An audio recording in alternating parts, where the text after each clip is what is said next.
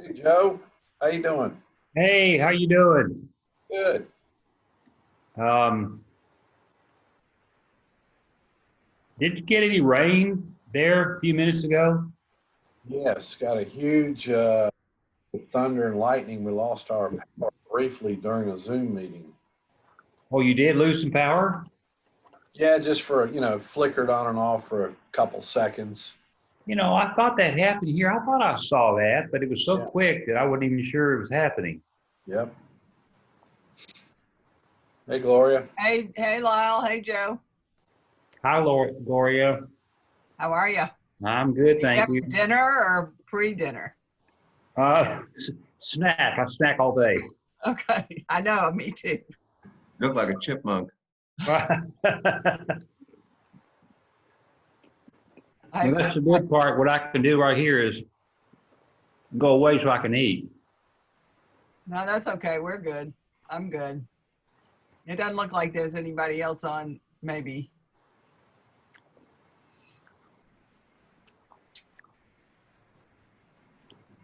Hey Well, Pete. Hey, Pete. Hey, Haley.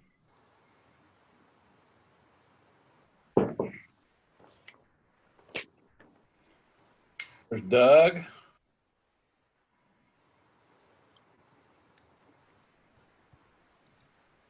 Greetings all. Hello, Doug Barry. Hello, Mr. Chairman. How are you? I'm good. I'm not used to being called Mr. Chairman. I'm not sure I know that I title. think you need an even more august title than that. If it's up Oh, to I think plain old Joe is fine with me.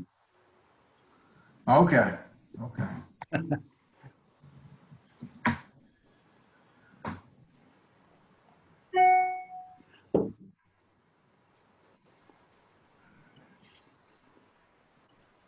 Let's see, who's Chris is here. Is he here? Oh, David. There's Gabe and Duke.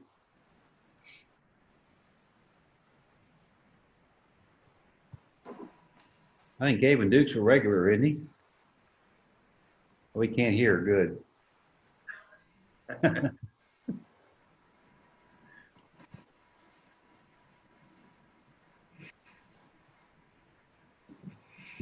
Gavin doesn't consider his day complete unless he's at City Hall at least once. I think he's got an office. Yep. Lyle has him muted. Yeah, I think we can talk about him now. He's got himself muted. David, are you here for a bocce ball court or a pool outside the building envelope or an airport helipad? What are you here? Tree ordinance, Lyle, we figured out on tree ordinance. Oh, okay. Yeah, we've got a plan now. We're gonna put the trees in the boulevard. I like that. Yeah. Hello, Jim Hunt. Oh, he's muted as well.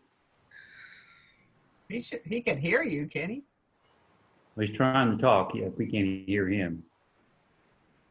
Or maybe he's talking to somebody else. I don't know. Hello, neighbor Haley. Hello, neighbor. How are you? Very well, thank you. Good. I see Chris is on. How you doing, Chris? Good. How are y'all doing? Good. Chris, you got everything memorized? Yeah. Doug's tutorial. It's all right here. Committed to memory. Mr. Chairman, it looks like everyone's here. If you want to start. I'm ready. Up to you. Go right ahead. Well, I'm going to turn it over to you. I think everybody knows that we can meet electronically thanks to the governor extending that. So if you want to go ahead and take over. You're going to do your typical intro? No. Huh? No. No, you're not. Okay. All right. Well, welcome everybody to the July 21st meeting of the Board of Zoning Appeals. I'm Joe Dugman. I'm joined by Gloria Sternberg, Haley Dale, Pete Zabaski, Chris Tardio, Doug Berry, our legal counsel, and Jim Hunter, mayor. And we have Edie Glaser, our city recorder. Am I leaving anybody out? I think that's it. And of course, Lyle Patterson, our city building inspector. We have no minutes to approve, as I recall. There are, or do we? I don't think so. There are 4 items on the agenda. Actually, you need to approve minutes 16th, I believe. Okay, well, let's do that at the end of the meeting. There are 4 applications on the agenda this evening. Each applicant's here because their request for building permit has been denied and they're here to appeal. It's responsibility of this board to hear your appeal and determine if there's a compelling reason that would allow the board to grant your request, while at the same time protecting the intent and integrity of the city ordinances. The board can only hear what's published in your appeal. Other items come up not included, we cannot rule on them. If the board grants an approval, it will be specific to your request. Our procedures will be as follows. The assistant city manager of the building code inspector, Lyle Patterson, will introduce each item. Their applicants or their representative may present the appeal, and when doing so, please introduce yourself for the record anytime you talk, especially since we're on the Zoom meeting. There'll be time for the board to ask questions, and then we'll solicit any comments from anyone in attendance. Please introduce yourself for the record. I'll close off the public portion, and the board members will deliberate in open forum. Board members may choose to have additional conversations with each applicant after that public session is closed off. A board member will then present a motion, and a second is required, and the entire board will be voting on the motion. The decisions of the board are as follows. If your appeal is granted, you'll remove your yard sign and pull your permit within a year. If your appeal is denied, then we ask you to remove your yard sign. If it's deferred, leave the yard sign up. As a board member, we familiarize ourselves with each of the applications. We've reviewed your submitted materials and necessary minute site visits. I'll ask now our board members, are there any conflicts? Don't appear to be. So we have a quorum. So Mr. Patterson, will you proceed and call the first order of business? First item under new business is the application of St. George's Episcopal Church, 4715 Harding Pike, for a special exception permitting the use of a temporary tent for worship services. Building permit has been denied for the following reason. Under Appendix A, churches and schools, construction and alteration require BZA approval. I'm going to share my screen. Whoever is representing for St. George, you are up. That would be me. I'm Martha Rhodes, and I'm on staff at St. George's. And we're requesting, as Mr. Patterson just described, permit to put a tent up in the parking lot that he's showing you right now through September 21st to enable us to have worship services and maintain social distancing.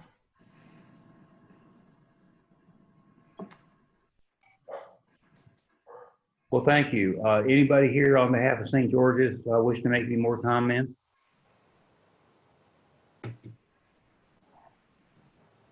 No, no one else? Okay.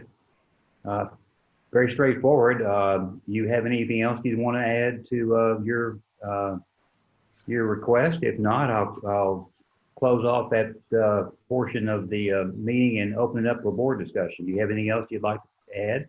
The only other thing I'll say is that this is obviously something we would never request normally. It's other than in these extenuating circumstances. And I will say we've put a tent up and down twice, and we've noticed that it has doubled the attendance at outdoor worship services, having the tent up. So those are really the only 2 other things I would add. Mr. Chairman, Yes. could I ask a question of the applicant before you close Oh, sure. that portion? Yeah. I just wondered if it's something that is intended to be like semi-permanent until the 21st, or is it something you put up every Sunday and take down every Sunday?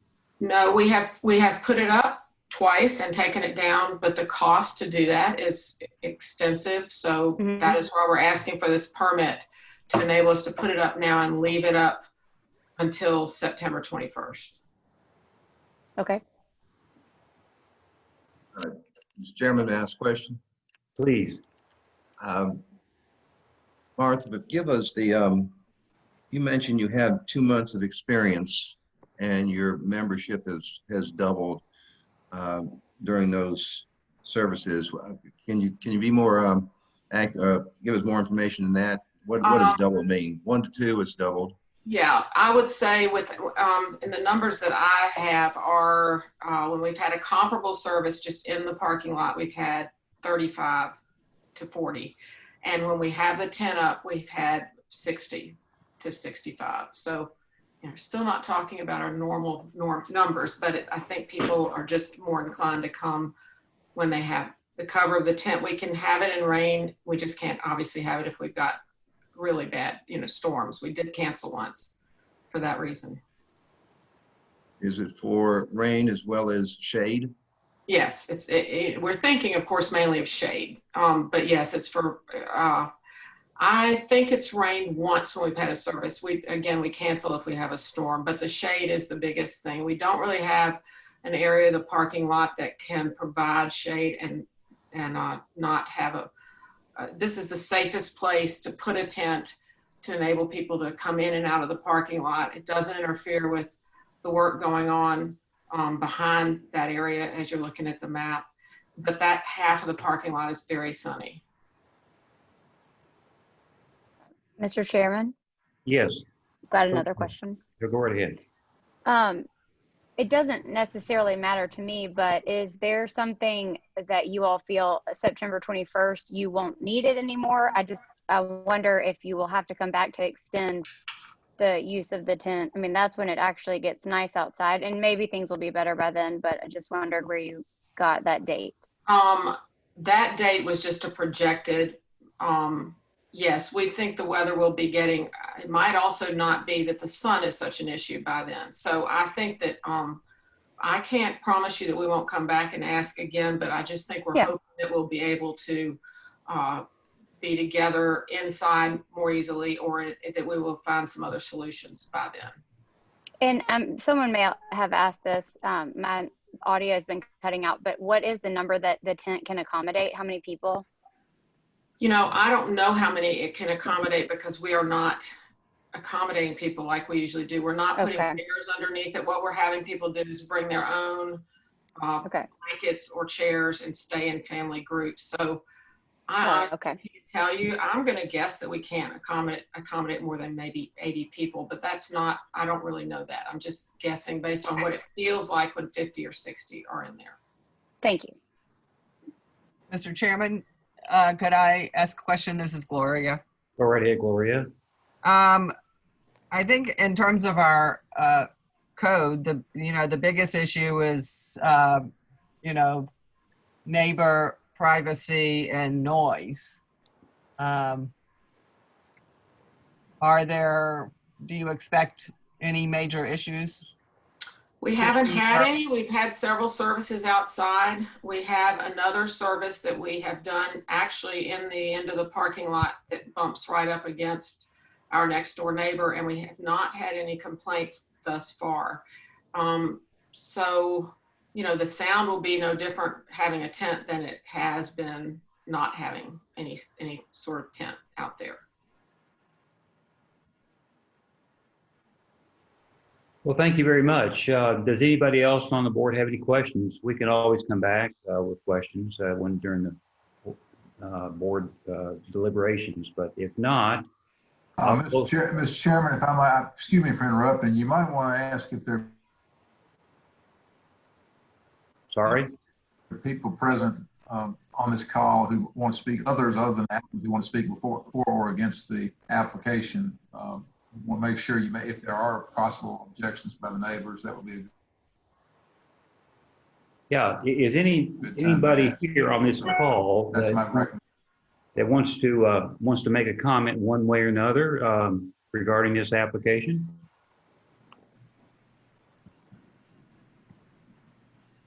Yeah, Mr. Chairman, this is John Phipps. I'd like to make a comment. Okay, please.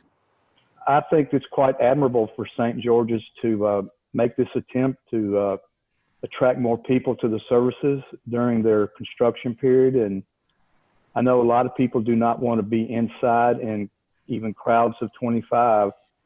So I think if they're more comfortable being outside, I think this would be a good thing for the church to offer to the community. Thank you, Mr. Phipps. Anybody else? Okay. Well, then let's close off the public portion and deliberate among the board members. So what's the belief or consensus or opinion of the board? I had maybe a clarification. So I'm guessing that the only reason they're here is because they don't want to put the tent up and take it down. There is no problem or no reason to be here otherwise. Is that correct? I guess that's. You want me to answer that, or yes, I think that's the reason. We have to have a permit to leave it up.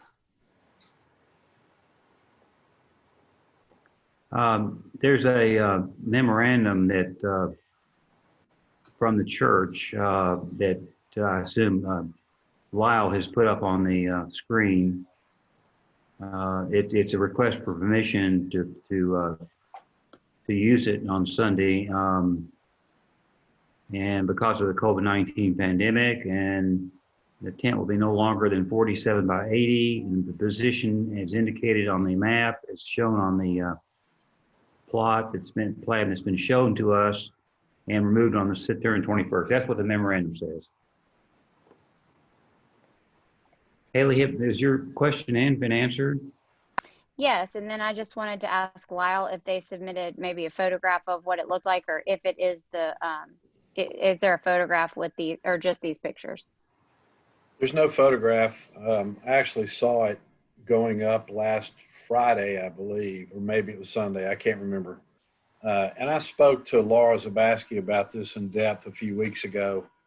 And it's really more of a cost thing to put it up and take it down for, 2 or 3 months is just kind of cost prohibitive. So they're just asking for, as it says, till September 21st. Sure. Okay. Mr. Chairman, could I ask Doug, it's Gloria, can I ask Doug a question? Yeah. Yeah. With a tent, if there are storms and people are in a tent, there is a liability. We've seen it in the music world. Do we have to be concerned about that at all, or is that the liability on the church? Cities do not have liability connected with any permit they issue or do not issue. So there's a special immunity for cities in this context. It would be the church, if anyone. Okay. Lyle, do you have a recommendation? I recommend approval. Okay. Does anybody want to make a motion? Well, I have another question, Mr. Go right ahead. A comment or a question actually of Doug. Doug, they asked for September 21st, which, if I understood Martha correctly, was just an arbitrary date. Does this board have the authority to move that out without it being noticed to October 31st? Remind me, I don't have them. What's the question? Screen in front. Remind me what the notice looked like on the agenda. The memorandum? No, on the agenda as it was advertised, it states September 21. No, not on the agenda, no. No. I think it would be okay to extend it, but maybe we ought to be conservative about this right now. It seems like to me they could come back with not much effort and just get it extended. Yeah, I just. Did the sign in front of the church have anything to state September 21st? No, it just said Appendix A. Yeah. I mean,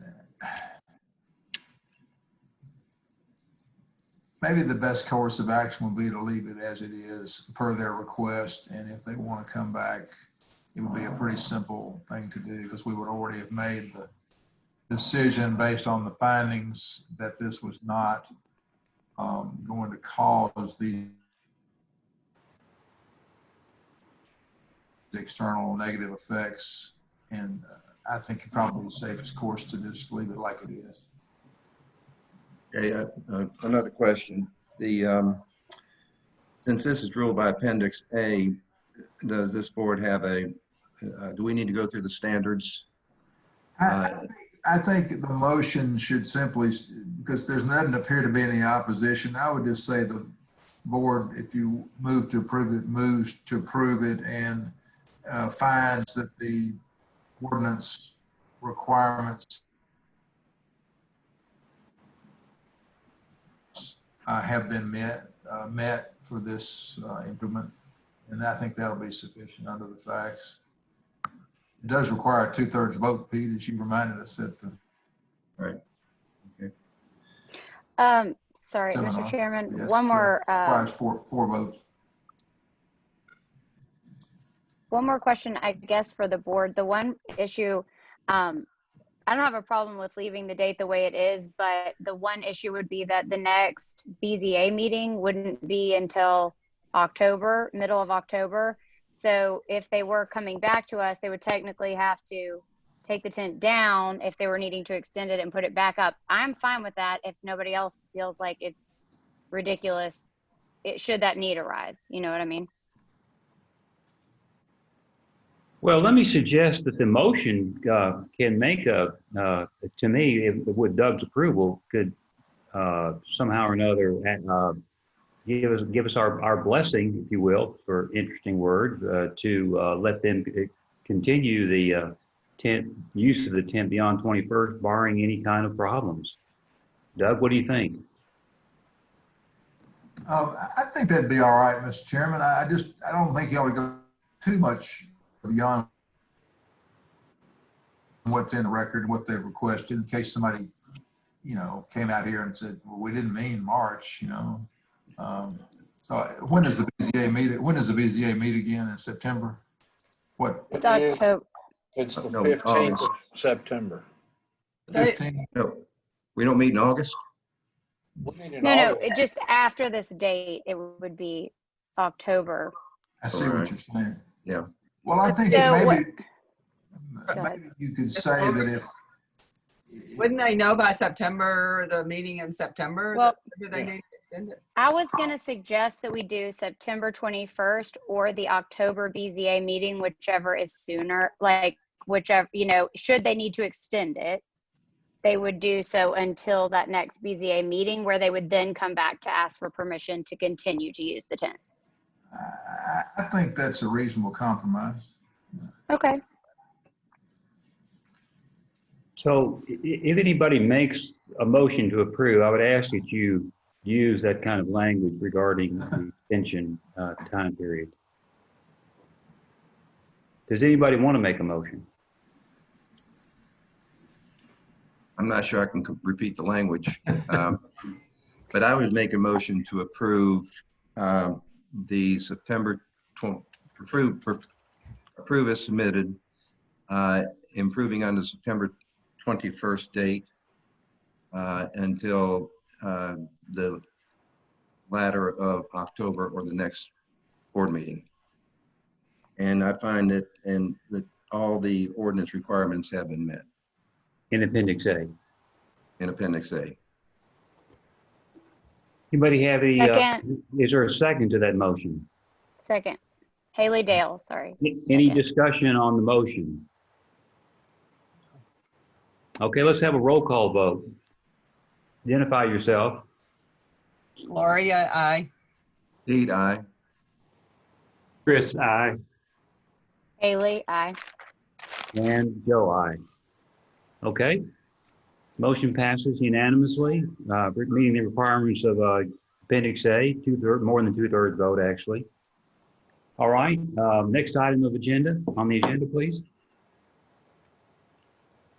The application of David Farrar, 421 Ellendale Avenue, for a special exception permitting the construction of an addition. Building permit has been denied for the following reason. Addition is outside the building envelope, but within the existing footprint. Staff recommends approval. And David, if you're up. This is Gavin Duke. I'll be presenting this. Are you there, Lyle? Yeah, go ahead, Gavin. Okay. Been working with David and Holland on this house, and they asked me to present this. We've been doing some site work with them as well, and it sort of was a setback issue. And the kitchen, as you can see on this image, is where that sort of bay window, I don't know, Lyle, if you can point that out. It's sort of this little octagonal little area that extends where the existing kitchen is. Right up a little bit, Lyle. This one, yeah. Yeah, there's like a little bay window there. And what we're wanting to do is extend the kitchen further out, but not extend it further than the existing sunroom, which is in a hatched shown below. And it's just a small pie shape that falls outside of that building envelope, but does not extend beyond the existing structure.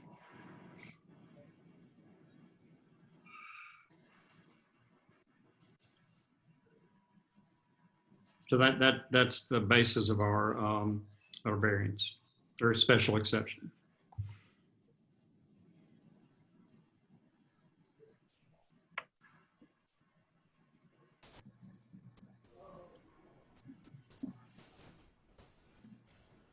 Joe, you're muted. Okay, sorry. Questions from the board?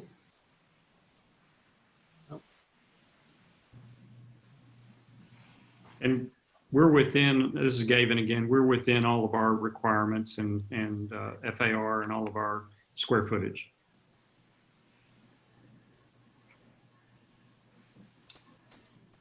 Gavin, is anybody else there speaking on behalf of the applicant? Are you the only one?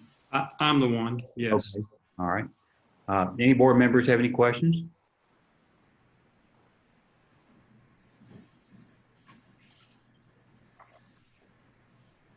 Well, if not, I'll close off the public portion and ask the board to deliberate. I think it's pretty straightforward, Chairman. Okay. Anybody else? You have a comment? This is Gloria. I agree. Anybody have a motion? Joe, what was Lyle's recommendation? Maybe I missed it along the way. His recommendation was to approve. Yes.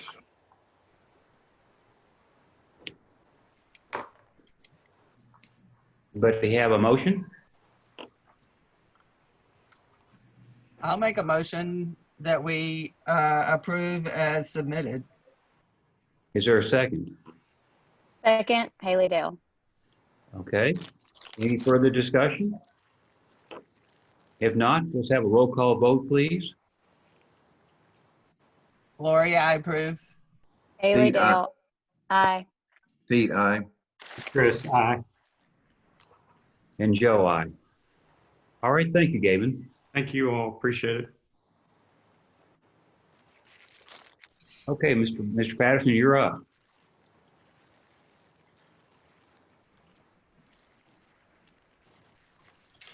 The application of Bill Wilson, 700 Belle Meade Boulevard for conditional use permitting construction of a swimming pool. A variance special exception for walls and pool equipment. The building permit has been denied for the following reasons. Swimming pool requires BZA approval. Walls are in other than permitted location. Walls are over allowed height. Pool equipment is outside building envelope. Staff does not recommend wall height. Staff does not recommend location of the pool equipment.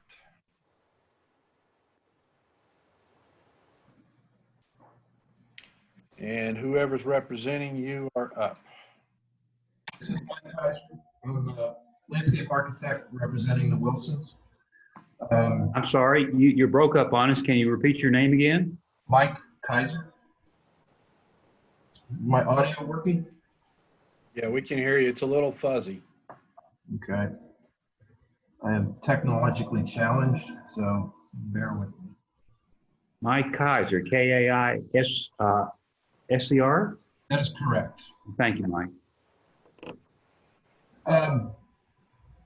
If I break up, just let me know. Our appeal is for a small plunge pool to be located in a courtyard between the main house and Mike, can I interrupt you? Yeah. You're breaking up on us. We're having a hard time, at least I am, understanding all your words. It may be, do you have a cell phone or something too sitting there? Might be causing interference. Let me turn it off.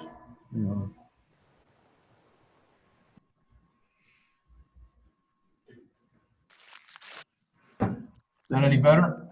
It is better. Okay. We are proposing the construction of a small plunge pool in a courtyard between the main house and the existing garage. The pool itself is within the building envelope.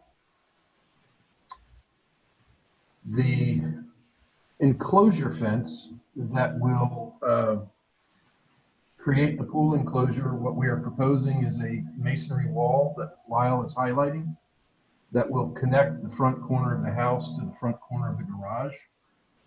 On the back side, a wrought iron fence that ties into a stucco wall, which ties into an existing wall that currently houses an enclosure for the generator and the trash cans. We are proposing, because that enclosure is already existing, to expand it by about 3 feet so that in addition to the generator and the trash cans, it can also accommodate the pool pump, filter, and heater. Right now, the walls that enclose that generator and trash cans are not compliant with the 6-foot requirement, so we'll need to raise those. For proportional reasons, we are recommending that the wall on the front side of the house is constructed at a height of about 7 feet so that the gate can maintain a height of 6 feet, and proportionally the wall will be a little bit taller than the gate itself. So we're 1 foot taller than is required and permissible. But given the proportions of the building, we feel that the extra height is justified and hope that you will see it that way. Lyle, if you could scroll down to show the elevation of the rear enclosure fence. This is seen from the backyard, and what it's illustrating is a 6 foot, plus or minus 6 foot 4 inches. The height varies because the slope falls from the house towards the garage. So at the shortest, the fence will be 6 feet to meet the code against the building. We would like the top of the fence to be level rather than following the slight terrain change. So by the time it gets down to meet the wall that ties into, it approximates about 6 foot 4 inches. And we'd like the cap of that wrought iron railing to be underneath the cap of the stucco wall that we're proposing. And the intention of all this is that you can be in the little plunge pool, you can look through the loggia and get a view of the backyard.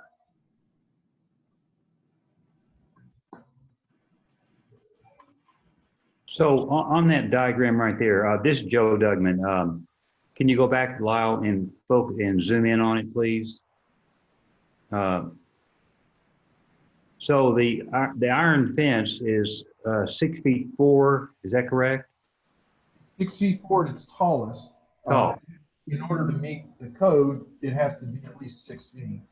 And then it meets a new, that's a new wall there that I'm pointing at is 6 foot 6. Is that correct? That's correct. And then to the left of the column, the wall goes down in height. To the left of the column is that's the existing height of the existing trash enclosure. The wall that is out of view on this particular elevation returns to the corner of the garage, and it maintains that 6 foot 6 inch height all the way over there, as shown in this view.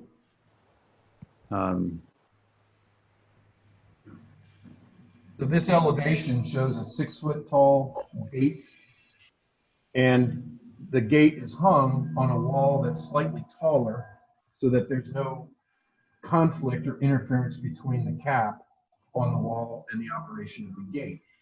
And then what you're seeing layered in front of that 6 foot wall, 6 foot 6 inch wall, is the existing wall that encloses the existing generator and trash cans. Are you saying that the existing wall is 6 feet 6? The existing wall is less than 6 feet tall. Lyle, if you scroll over a little bit to your right, there you go. The top of that wall is about 8 inches lower than the 6 foot 6 height. So say, call it 5 foot 10. So that existing wall does not meet the 6 foot pool enclosure, but in this instance, it's not enclosing the pool. It's just enclosing the equipment, the generator, and the trash can. Right. Mr. Chairman, I've got a question. Okay, Haley, go right ahead. Sorry, I might be slow. I'm not typically, but I'm wondering, how is the pool enclosed from the rear? The wrought iron fence elevation that we were looking at previously Mm-hmm. ties into the back corner of the building. So it's solid, and then it ties into this stucco wall that Mm-hmm. that then returns to the garage and is Right. So basically, we're enclosing the courtyard, Mm-hmm. enclosing the loggia, and we're enclosing. There you go. Okay, that's what I was wondering. Okay. So the garage is part of the security, and the house is part of the security as well. Got it. Okay, thank you. You're welcome. So back to my question, Lyle, will you put in red this area right here on the back? The area in red on the back, that's 6 feet 6, as I recall. That's the iron fence, correct? Correct. And then it goes over to the wall. Is that a new wall that Lyle just drew? That segment that runs parallel to the short side of the garage, that's a new wall. The wall that returns to the garage is an existing wall that we need to raise in order to be compliant with the 6 foot requirement. That, the area in blue, that's the existing wall, correct?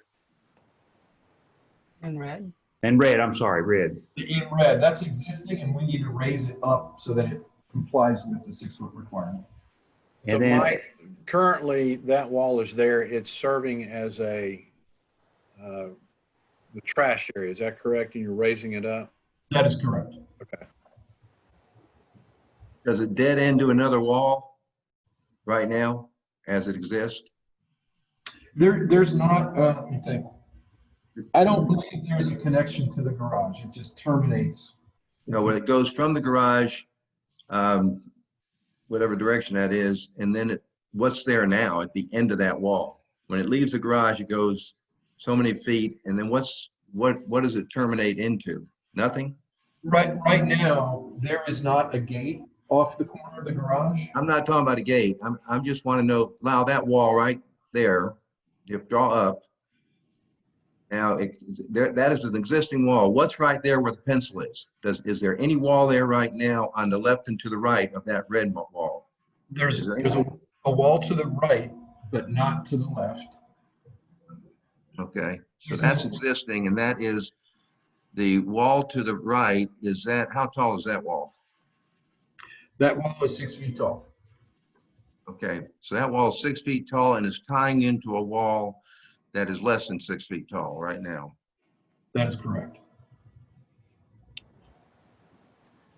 and why is it you're putting the pool equipment on the outside of the building envelope? Well, in part because we don't want to see it or hear it from within the house and within the yard. And the enclosure already exists So it's a convenient place to locate something that is visually and sound-wise otherwise offensive. Will there be a wall around the pool equipment? Yes, sir. So there you go. So it's enclosed? It's fully enclosed. It'll be invisible from the neighbors from the street. It'll look almost exactly like it does today. This is Gloria. How far is that enclosure from your neighbors? Because if it's offensive to them, my concern was it would be a noise issue for the neighbors.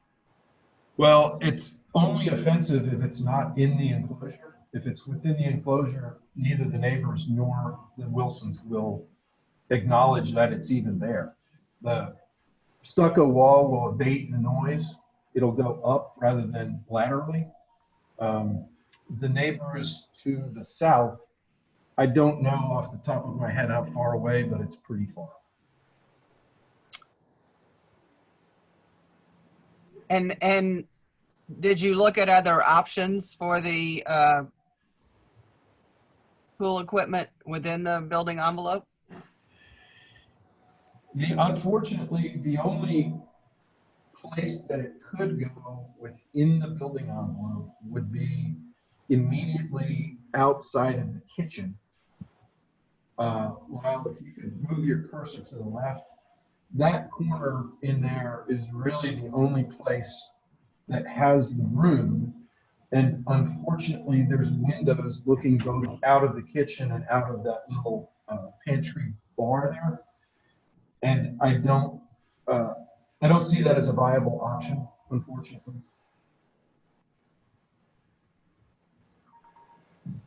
Okay, this is Gloria. Let's just talk about the fences again. I mean, our code says 6 feet. Yes. I know that there are examples of walls throughout Belle Meade that exceed 6 feet tall. In this instance, what we're trying to do is the gate, which is functionable, obviously needs to be at least 6 feet. And because of the scale of the building, we feel that the walls ought to be taller. And also, just from a technical standpoint, having the top of the gate equal with the top of a wall that it's adjoining looks crammed. And also, with the operation of the gate, you've got to detail the cap in a way that would be atraditional to this style of house. It's a modest, I think in terms of the height requirement, it's a modest request given the scale and the style of the house. Lyle, would you go back to the elevation, the front end elevation of the gate? And that's the gate you're talking about is the front, correct? That's the one that will be most visible by the public, yes. And so when you look at that elevation, if you could imagine that the wall and the gate are exactly 6 feet tall, I think the linear consistency of the top of the wall and the gate would be inconsistent with the architectural detailing of the house. So we're trying to modulate the top of the wall so that it feels like it was designed as part of the house when it was originally built. There is somewhat of a linear relationship to the fenestration in the wall on the garage to the right of our wall.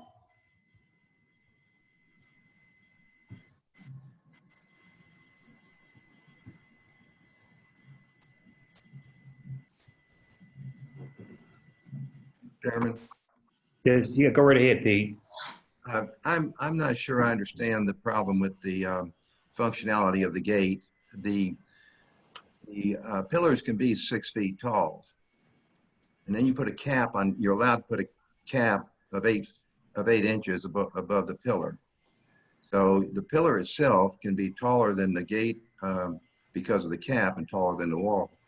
So if you have a 6 foot gate on a 6 foot pillar, there's not going to be any functionality problem or mechanical problem, is there? Technically, now there's a jam. These are going to be wood gates. They'll be attached by a wood jam to the column. Um, Mostly what I'm referring to is the detailing of the styles on the gate and an effort to architecturally relate to the building by curving them up, which then puts us at the bottom of the corbel, which is stucco, and then adding, and it's 2 inches tall, and then adding a cap on top of that. It's purely an aesthetic judgment. There's an aesthetic and proportion judgment called more than a functionality call.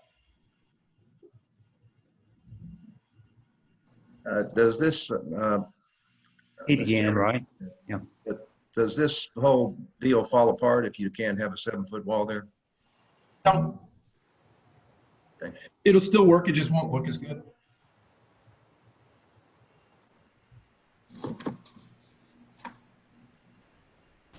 And I don't know that this matters, but our intention is to cover this wall with Boston ivy.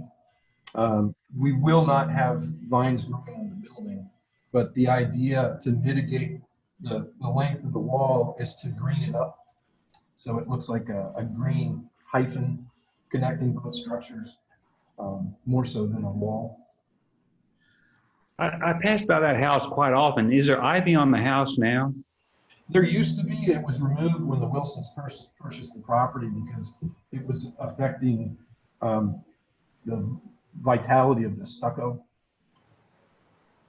And so they changed the color, they fixed the stucco, and they don't want to go back to that challenge. But in this landscape wall, they're willing to deal with the inherent maintenance that goes with it.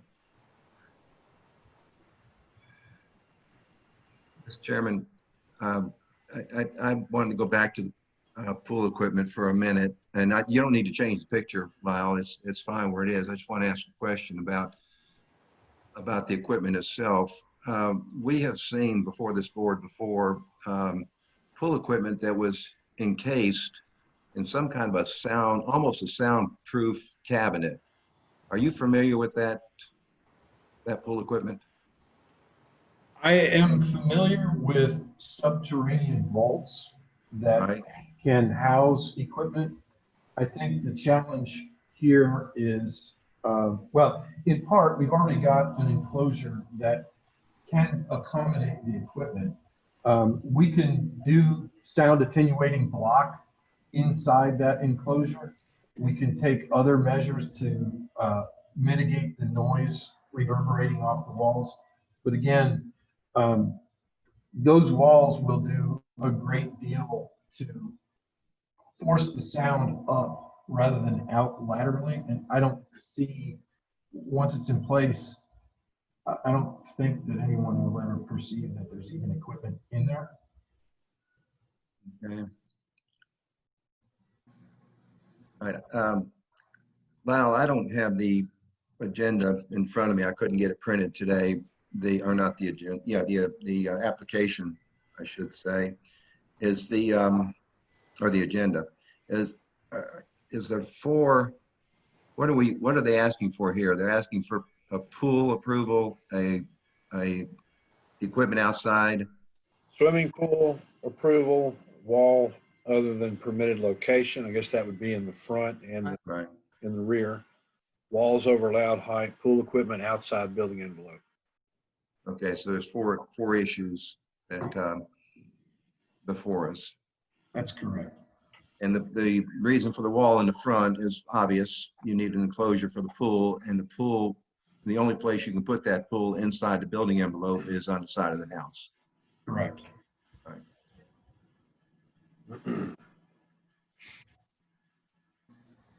Chairman, could I interject something here, please? Yes, sir. I did a little research on this property today. This house came to the BZA in 2003. They're asking for a detached garage. The reason why is because this, if I can get this to draw here, is an enclosed or encased creek running through the middle of the property. The reason they were granted this detached garage. Typically, that would not be granted. As you know, it's got to be an integral part of the structure of the house. So this is why the pool is where it is, and you can see the building envelope. I'm going to outline it out here. And I guess that's why this pool equipment is out here now. They have this breezeway coming from the house to the garage because of that encased creek. This is the only place this plunge pool can go. There's really not any room in the building envelope for the pool equipment unless you put it inside here, this courtyard next to the pool. Lyle, by encased, are you meaning it is underground? That is correct. Wow. Yeah, I remember that now. I don't remember the board meeting. I wasn't there, but I remember the project of putting in that pipe. So my point is, if this encased creek were not there, this garage would be up against the house over here. You could probably get your pool in out here, a larger pool, and maybe get your pool equipment up here. Could you not put this Gloria, the pool equipment next to the garage on the it's toward the front in that little corner, that little cutout right there? You might be able to just barely squeeze it in there. You need clearance around it to be able to work. And I think in that location, we wouldn't be able to completely enclose it by a wall to attenuate the sound. And it would be a lot more challenging to obscure it from view, particularly from the street and from people arriving in the front lower court. It's a tight little spot. But if you, that wall there right next to the pink drawing that Lyle just did, that wall is not there now, right? That is correct. You couldn't just offset that in to make room for that mechanical room, the pool equipment? I think it would be an aesthetically inappropriate decision. That's my job, is to make things look good, and to beg for permission to do what I think is right. We're just trying to cover all the bases. Of course, yes, understand. I would, even if we could do that, I don't think it would be in the interest of the future sale of the home to have pool equipment on the front side of the building. It's got to be serviced. And, you know. Let me ask everybody to please identify themselves when they're talking. I think Edie probably knows our voices by now, but it's just first name is fine. Sure. Mike, I was just making a point about, even if we could put the pool equipment where Pete suggested, I don't think it would be in the interest of the homeowner or in the residents to have pool equipment in the front yard. Just kind of goes against everything I think of aesthetically.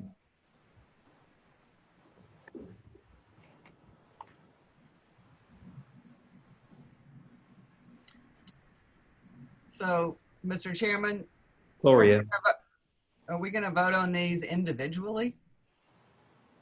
Well, it's You're still talking to the applicant right now. You haven't even. yeah. Let's have that discussion among the board. We can decide. It depends on the motion, of course. Mr. Chairman, make sure there's no one out there who wants to be heard on this other than. I know I haven't finished. Okay. I know. I just want to make sure. Yeah. Mike, is anybody else speaking on behalf of the applicant? This is Mike. I'm all you've got. I'm sorry, you said what? I'm all you've got. I'm the only one. Okay, all right, that's fine. You're doing a fine job. Anybody else have any more questions of Mike for the applicant? If not, I'm going to close off the public portion now and ask the board to speak among themselves. What are your thoughts? You know, Mike, I would like to see, I'd like to see the the applicant come back with a different drawing and a lower wall. I don't necessarily have a problem with the wall in the front, but a different drawing with a maximum 6-foot wall and and some decibel on the pool equipment just to ensure the neighbors don't get upset with the noise. I'm just kind of stuck without knowing that information and seeing that that drawing. This is Gloria, and I agree with Pete. This is Chris, and this may be a question for Doug or maybe an observation. I don't know that we can approve the 6 feet if the sole, or the not 6 feet, if the sole reason is aesthetic. Am I correct on reading the criteria for variance?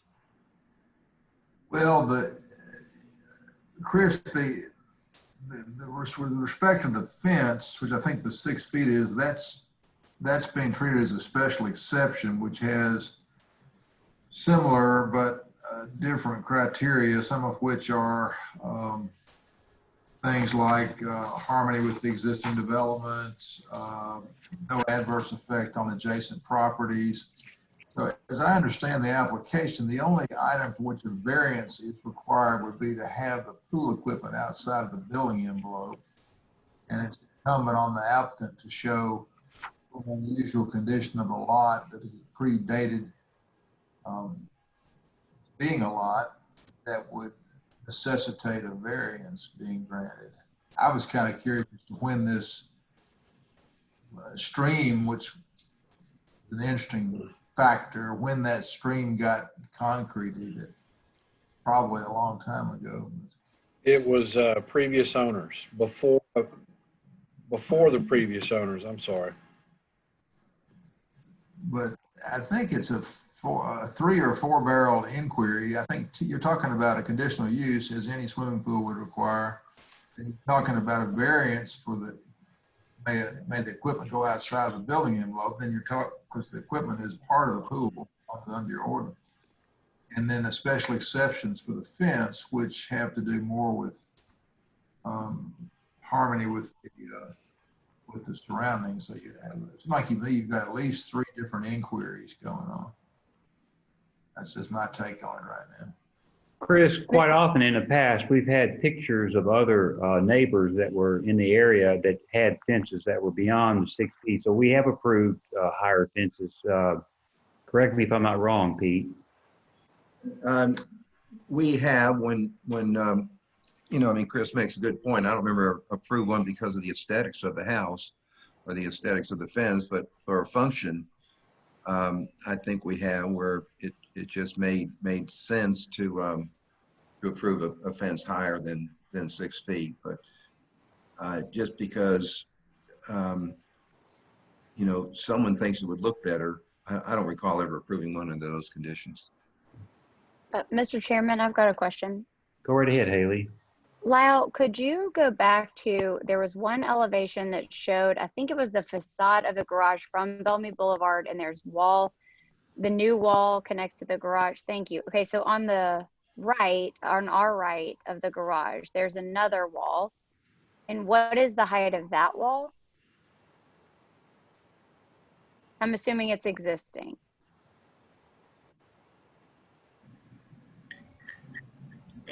Am I able to speak during this? Oh, I'm sorry. I was asking Lyle, but yes, yes, I'm sorry. Yes.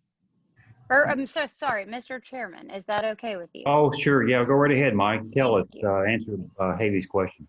That wall is existing. The gate that you are looking at is a new gate that is positioned in a different location than the existing gate. And it's allowing us more convenient access into that existing enclosure if we are permitted to put the pool equipment in there. The wall that gate is hung on is about 5'8", 5'9", something there. Okay, so, and I understand that it needs to be a minimum of 6 feet to enclose your pool, but if you're at, so you're at 5'9" to the right of the garage, and that is an existing wall. I understand the gate is in a different location, but is that correct statement? It is, and that wall is not part of the pool enclosure, so it doesn't. Right. Raised, and it's in elevation, it looks like it's in the same plane, but it's way back behind the garage. This is the protective barrier for the pool. I'm outlining the masonry wall and the iron fence. This is the wall that you're talking about now. Mm-hmm. And it's not 6 feet tall, and it doesn't need to be. Right, I understand. And so, but Lyle, where your red line is, where is the in the other elevation? I mean, I'm so turned around on this thing. The one where we just were, just right before this slide. Look, well, let me erase this. I'm going to show you. Thank you. Elevation, you would see this. Yes. And the gate you were just talking about is right here. That's the wall. Oh, it's set back. It's Yes. behind the garage. Yes. Okay, I was thinking it was coming directly to the right. Okay, I understand. No, this I'm is sorry, not. that doesn't make sense then. Okay. Yeah, this is not acting as a barrier for the pool. The house and the garage are Right. acting as a barrier along with the rail and the new masonry fences. Mm-hmm. And then the wall coming, so the only submitted like wall for the front facade of the house is the 7-foot wall with the 6-foot gate. But elsewhere on the property, they're asking for walls of various heights under 7 feet. May I speak? Still 7. This In is Is that correct, Lyle? Oh, the Sorry. back. Hey, if you answer Haley's questions, I understand it. It's not really a question. I was just wondering, like, a clarification. Like, are we asking for various heights of walls? You know. Well, the pool is protected code-wise. Understood. The wall in the front is 7 feet. The wall in the rear appears to be a 6-foot, correct? Mm-hmm. All right, Mike, this wall I'm drawing out now, what is its height? 7. Yeah, it's 6'4", I believe. If you look at the elevation file that shows it, and what we're wanting is the top of the wall and the fence to be level, but the terrain is not level. It drops down. Yeah, if we start at 6 feet at the upper corner, 6 feet here, and when you go travel down, it's probably because of that encased creek. It is taller in the area right here. Yeah. Okay.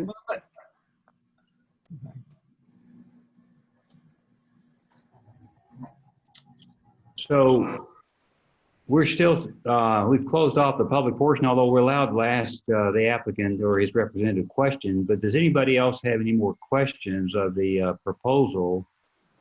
And if not, does anybody else have any more, the applicant, anybody else have any more comments?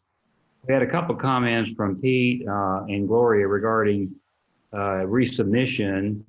Does anybody else have any more comments about asking the applicant to come back with a different height of a wall?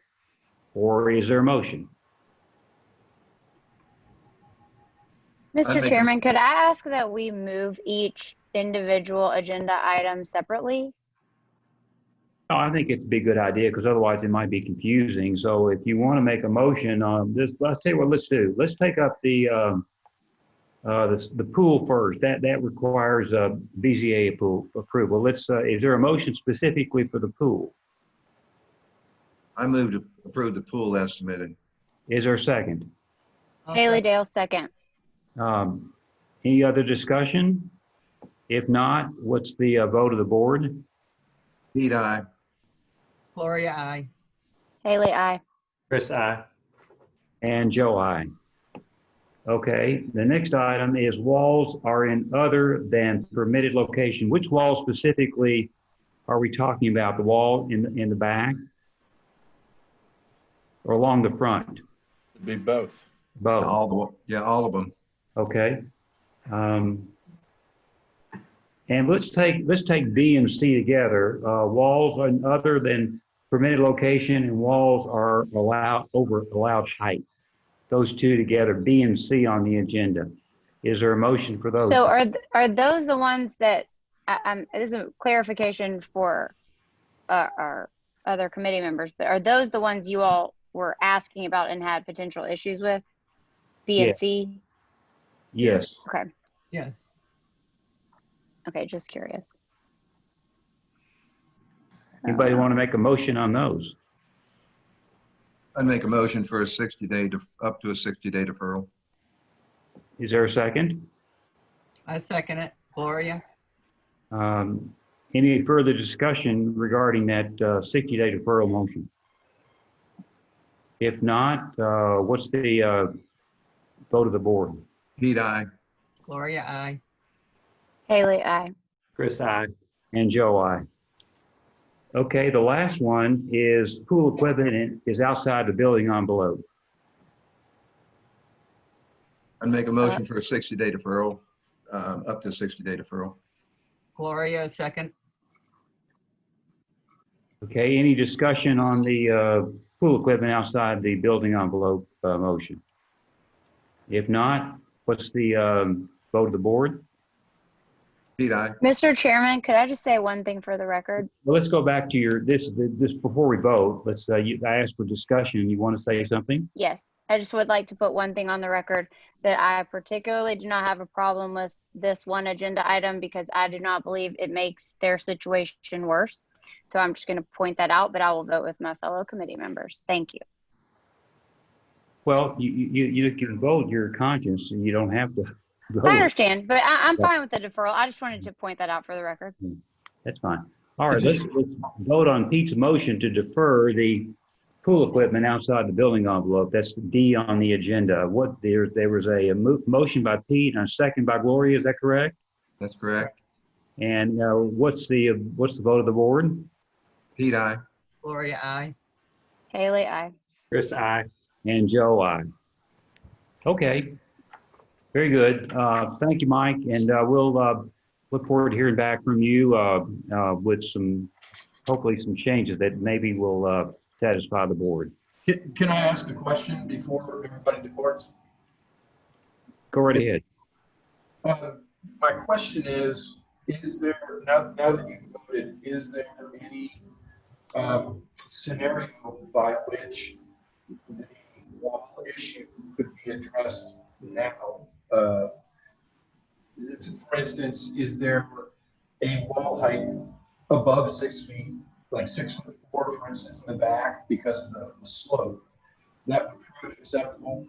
And if we lower the wall in the front to 6 feet, does that get us closer to approval, or does that just extend the meeting unnecessarily? Does everybody understand his questions? I'm having a hard time. I do. Mr. Chairman, I wonder if his, well, he would still have to come back because the wall is not in a permitted location, but it's sort of a technicality because I don't believe he would need our approval to make a wall that is the actual height required, because he does have to enclose the swimming pool, which we have already approved. Doug, is that correct? Yes. I mean, because we have approved the pool, he does in fact have to enclose it based on our requirements. Right. So having a 6-foot wall. If it's within code, then that aspect right. does not have to come back to the board zoning. But it's not within code. The wall isn't, so he has to come back. I understand. She said if it were within code. Right. It's clearly back here for a special exception. Mike, do you understand? I have 2 questions. One is with respect to the wall being in a position, a location other than permitted. I'm not sure what I come back to you if it's different than the location that it is currently. We didn't really talk about any options during the discussion period.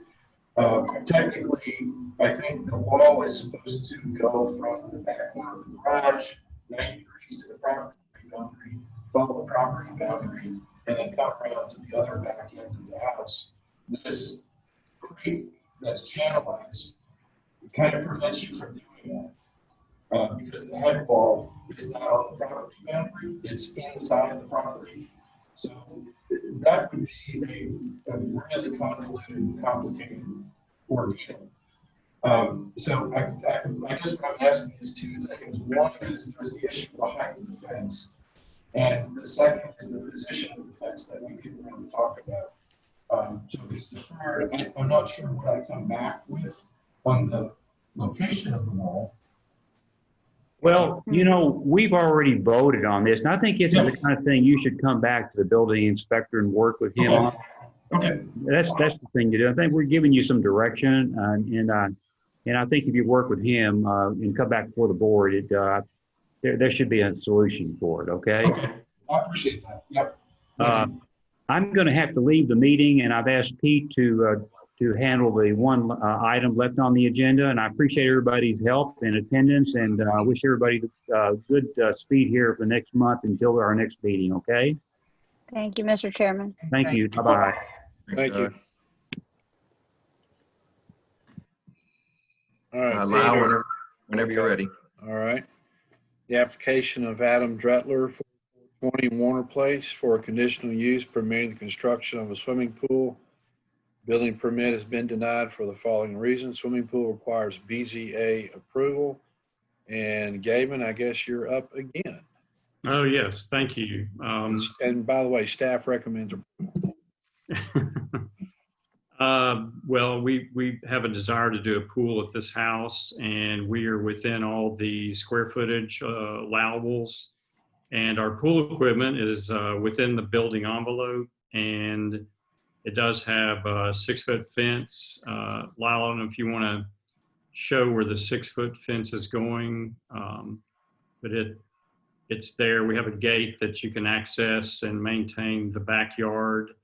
And then the pool equipment is on the inside because there's an existing garage that we have to be able to get cars in and out of that garage. And then we have a pull-out space. But the pool itself is the square footage meets, and it's within the building setbacks. Okay. Board members, any questions of Gavin? No. If not, I'll ask if there's anybody else in attendance who'd like to speak to this application. Hearing none, I'll close off the public portion of the meeting and ask the board for comments. No comments. Do I have a motion? Mr. Chairman, I move to approve. A second? Gloria, second. Any further discussion needed? A roll call vote? Haley, aye. Gloria, aye. Chris, aye. Pete, aye. Well, congratulations, Gavin. Thank you all very much. Thank Have a you. good evening. Thanks. Hey, Doug, can we hold on a minute before we adjourn? Sure. Okay. All right. We need to approve the minutes. Do we have the minutes from June? We did get them. It's on the agenda. Is this something we just received today, or is this something we received a couple of weeks ago? I don't remember. I don't know. I'll find out. Has everybody read the minutes? What is it? Maybe. No. I have. They were sent a while two ago. weeks They were sent Okay, a while ago. Yeah. All right, I recall that now. Do I have a motion? This Gloria, I move to approve. Do I have a second? Haley, second. Okay. Any other discussion? I don't know. I mean, I sent out that, on this? Yeah. Are we voting? Okay. Then let's have a vote. Yeah, Haley, aye. Gloria, aye. Chris, aye. And Pete, aye. Okay, then, Doug, I guess we need to have a conversation before we have the, before we end the meeting. Up to you. What should, Well, the only thing on this pool equipment, yeah, The only thing I want to say is that I read the ordinance that says the approval by the board of the size, dimension, location of the same, the following may be constructed or erected within the building envelope. And D is swimming pools together with all mechanical equipment necessary to the operation of the same. So my understanding is that, and this doesn't really have anything to do with the variance. So my understanding is that the board has the authority to approve the pool equipment outside the building envelope, and I just want to make sure I understood that right. This is on. I had the opposite conclusion, Pete, and I'm a little bit reluctant to discuss it now that the applicant has left. Okay. All right. Well, it'll come up again next week, and I just want to make sure that I'm right, or that that I understand what it is. But it's under conditional uses. It's under it's under conditional use. My interpretation was that because the pool equipment is considered part of the conditional use, that to be outside of the envelope, they would require a variance. So it may be that the applicant has received approval for his pool, but he's got to figure out a way to put that equipment in the envelope unless he can establish a variance. That's how we can talk about that. I think you're right. Actually, okay. Now remembering some other issues we had. I appreciate that. Yeah, I get confused sometimes, and you're the only one that can unconfuse me. I stay confused. I've got a question along those lines that's not case specific to this applicant, I don't believe, but I'm going to assume a variance was granted to that property at some point, but let's just not even refer to that property. Let's just say a variance was granted to a specific property ever in the history of this board meeting. Does that variance, is that specific to the item listed on the agenda for that variance? Yes. So you would apply for variances multiple times for various. You can apply for the variance you request has to do with the construction you're trying to build. Got it. So it's specific for your request at that time. It doesn't become a variance eligible lot for the rest of its. Okay. Okay. Got it. Okay. But a variance was granted for this property in 2003 because of that creek. Because of that stream, yeah. So that's nice. That's the perfect reason for a lot of variances Sure. that might be around for that property. Maybe one for this too. He couldn't connect it up, so I just, Sure.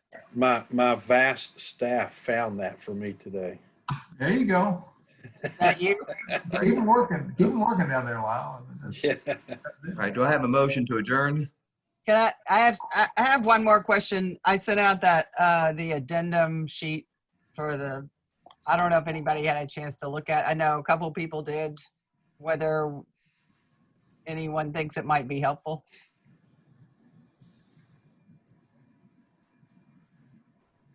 I think it could be helpful. I really hadn't spent a lot of time with it. I read it and I thought it was well done. What was done there's probably some things could be added to it, but it's a good start.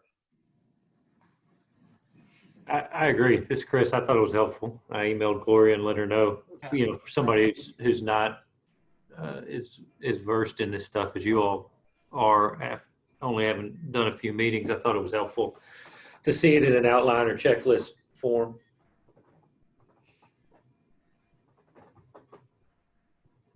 So Any other comments? What would be next step? I mean, I just didn't know. Do you have to take, Doug, does that have to go to the commission to? No, I think Lyle has, right now, I'm thinking of when you circulated that, Gloria, I thought it was not a bad thing. The BZA, we might want to consider issuing some bylaws as we discussed at the little seminar. And a form like this could be incorporated into a bylaw. Short of that, I would say Lyle has got the discretion, as a part of the administration, to develop whatever forms he thinks are necessary to do his job. So anyway, that's just the way I'm trying to analyze it. Who's in charge of, who's the boss of who. But right now I look at it as a helpful recommendation by the board. I can easily add it to an application if it'll help the board. And I just want a clear understanding, is this to identify specifically why people are coming to the BZA? Is that what this is about? Or, For me personally, the most helpful thing is just the stated case for a variance, just because I feel like typically we hear people's reasoning for why they think they should have a variance at the meeting. So really just that last section, for me, the rest is great, but I feel like you go over that with them already. But just them listing their own reason for me is helpful. But I just don't want to create too much red tape for our neighbors on applying for things. But I do think it would help me to know what they're thinking to process that.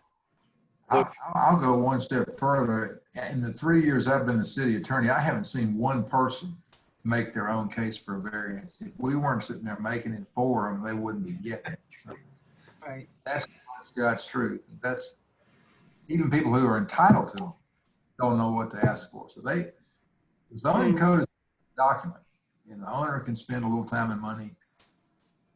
Given what the cost of these improvements are, I'm shocked that nobody's hiring a professional or just themselves taking the time to look at the code. And I think we spoil them rotten personally.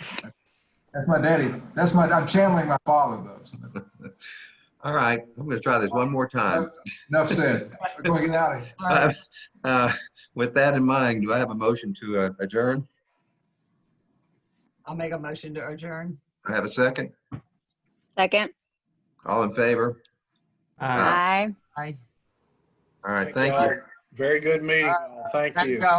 Thank you. Thanks, guys.